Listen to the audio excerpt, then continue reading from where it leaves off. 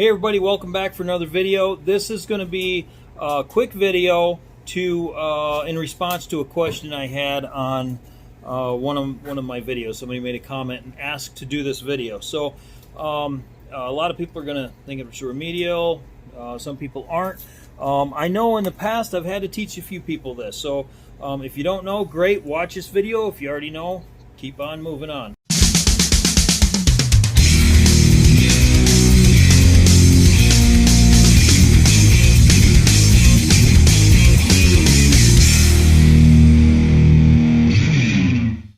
Alright, so we're going to learn how to read tape measures. So it doesn't matter if you got a name brand, a Stanley, or Harbor Freight, or whatever. They are all the same. I will say that if you are buying cheap tape measures, be careful and make sure you compare it side by side with another tape measure, because there has been situations where a over-the-seas type of tape measure may not actually be accurate, so just beware of that. Alright, so tape measures come in different lengths and different widths. This one's 1 inch by 25 foot long. Fat Maxes are nice. They're about 1.25 inches wide, and they will hold themselves out up to about like 11 feet, 10, 11 feet. I don't carry a Fat Max. I carry typically something that's right around the 25 foot mark, and usually that's more than I need. But with all that aside, there's little numbers and marks and hash marks. Alright, so let's not just use this, just pretend this is a 1. We're just talking about these hash marks right here. The one that goes all the way across is going to be your 1 inch increments. The next longest line in between here is 1/2 inch increments, and then you divide that in half, and again then the next longest line is 1/4 inch. So from here to here's 1/4, and from here to here's 1/4, which makes 1/2. And then if you divide that in half, the next longest line is 1/8. So from here to that line is 1/8 of an inch long. Okay, and then the shortest line is 1/16 on this particular tape measure. Some tape measures actually get down to 64ths or 32nds here. Like this one here, if you look, this is a Harbor Freight tape measure. If you look at it real close, you got 1/8, and then yeah, this one's a 64th. So if you divide that 1/8 in half, you're going to have a 16th, and then you divide a 16th in half, that's going to be a 32nd right there. So this one's a very, very precise tape measure. Gets right down to the very smallest of measurements there, which can come in handy. Oops. This one here, only gets down to the 16th of an inch. Now, industry standard in construction is you're only going to get down to 1/8 of an inch. That's really all you need. But if you're going to do something more detailed, you'll need another tape measure that gets down to them smaller measurements. All right, moving down the tape measure, the next mark you're going to see from right there is the end. You're going to get 1 foot. Now there's an arrow on that, and if you go to the next, there's 2 foot, and there's an arrow, and so on and so forth. There's 3 foot, 4 foot. There's an arrow at each one of those. Okay. The next thing you're going to notice is that the 16 is marked in red, and that's because standard stud width is 16 inches from one stud to the next on center, 16 inches on center. So if you go 16, and then the next one is going to be 32, right there in the center, and then the next one is going to land on 4 foot. Okay, so that is what that measurement's for. And I'm going to say that there's a little diamond on here. I'm not sure what that diamond is. That diamond is really at a really goofy mark. It's at 19 3/16, and I don't know what that is. If you go down a little further, some of that stuff's for roofers, some of it's for doing on stairs.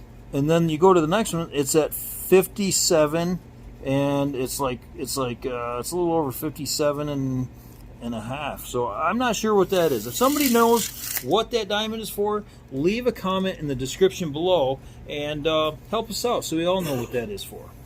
The other thing I wanted to show you about tape measure is that, not on this one, I'm going to show you on this one. On the tape measures, they have a little bit of play. Watch the end of that. See that? That play is the exact same width as this. So when you hook it on, if you're measuring, let me see, if you're measuring up to a certain thing like this, that's going to push in. That's going to give you that accurate measurement. But if you were to measure, if this was stiff and you measured in here, well, you're going to be off the thickness of that little catch. But if you notice that if I put it here and pull out on it, see that gap that appears? That's the same width as that catch. So now you're still going to get the same measurement if you're measuring from a face of something, ID or OD, it doesn't matter. You're going to get the same measurement because there is play in there. Okay. Some tape measures have magnets built on the end. This particular slot here is designed to hook on a nail. Let me see what's on. Let's see, that one has the exact same thing there. Okay. And then most tape measures have some way of locking it in place. So you pull this out, push it down, and that's going to hold it in place for you. Some will pull out and stay there, and then you push a button and then it'll automatically retract. Okay.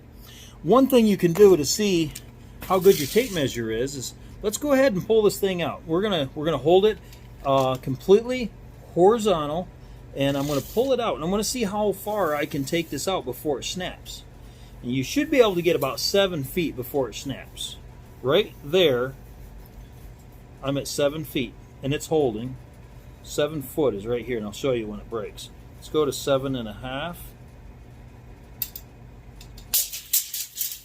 7.5. It broke at 7.5. So this is a decent tape measure. It held itself out all the way to 7 foot. That's the 1 inch width. If you might have a smaller width, it's not going to go 7 foot. Let's see what the Harbor Freight one does. I'm just going to go straight to 7 foot because it should hold itself at 7 foot. And it does. Holds itself out there at 7 foot.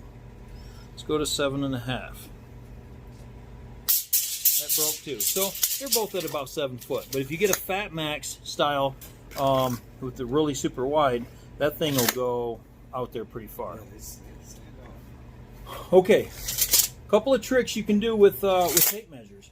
Let's hypothetically say you're, just for easy math, we're measuring something, and it's, let's say you're going to hang a picture. You need to find the center of something. 60 inches from one side to the other. You've measured that, and you're 60 inches. Now you want to know what the middle of that is. And I'm only using 60 as an easy number so that I don't have to sit here and try to do a bunch of math. But what you do is you take the end of the tape measure and you put it on the number that you measured, 60 inches. And then you take the tape measure, you fold it in half, you bring it down, and you look. And you look right in the center. You're looking right. It's hard to get that in there, but look, right in the center, 30 inches. That's exactly the center of that. So you can use your tape measure to real quickly find center of any single measurement you want. Let's say it's 82 inches. Hold it there at 82, just like that. And then you look in the center.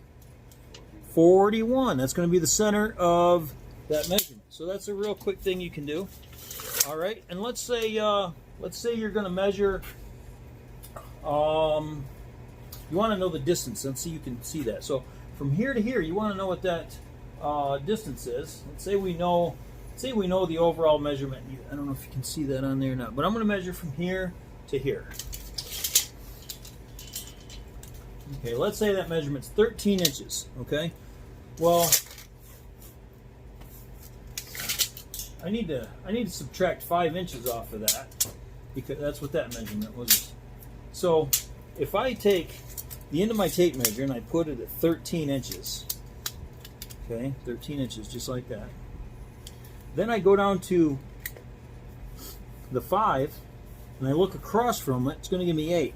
So without doing any math in my head, I use the tape measure to make that subtraction to give me the answer I was looking for.